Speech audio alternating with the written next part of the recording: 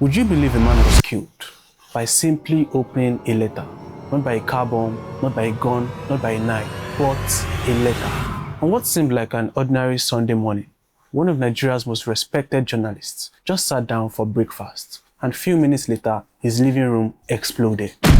More than 35 years after, no one has ever been convicted for the crime. This is the story of Dele Giwa.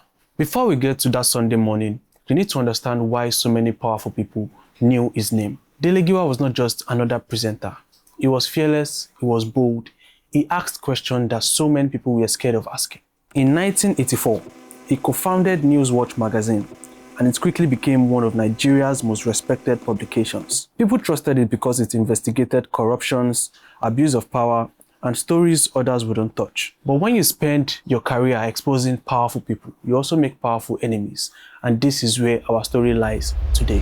By October 1986, Dele Giwa was reportedly working on sensitive investigations. The exact details of everything he was researching remains debated, but many people believed he was looking into issues that could embarrass influential people. Then something unusual started happening. He was reportedly questioned by security officials. Friends later said he seemed concerned about the kind of attention he was receiving, but still, he kept working. Dele Giwa was at his home in Lagos. He was relaxing, having breakfast, and talking to a colleague. And before long, a letter came up. Nothing seemed out of the ordinary. Then someone delivered a package. It had his name on it. At first glance, it looked official. After all, journalists received documents and letters all the time. There was no reason to think this one was any different. Imagine being in that room. The conversation is flowing, breakfast is on the table, everything is going smoothly, and someone hands you a package with your name written on it. You reach for it, you open it, and then an explosion tears through the room. The blast was devastating. Dele Giwa suffered catastrophic injuries. Despite efforts to save him, he died. Nigeria was in shock. People couldn't believe what had just happened. A journalist killed by a parcel bomb inside his own home. It wasn't just tragic, it was almost unimaginable and unbearable. News spread across the country. Questions started pouring in. Who sent the package? Why target Dele Giwa? Who had the knowledge to carry out something so calculated? And perhaps the biggest question of them all was, who wanted him silenced? An investigation was launched. Over the years, many theories actually emerged.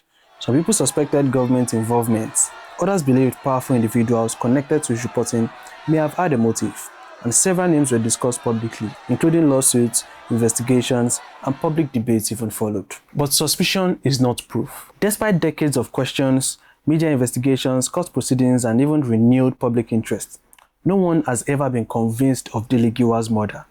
The case remains one of Nigeria's most famous unsolved crimes, and with every passing year, the chances of getting what actually happened that very day is so slim. More than 3 decades have passed since that Sunday morning, yet the image still lingers in the minds of many Nigerians. A journalist, a breakfast table, a single package, and an explosion that changed the country's media history forever. Some believe the truth is already known by someone.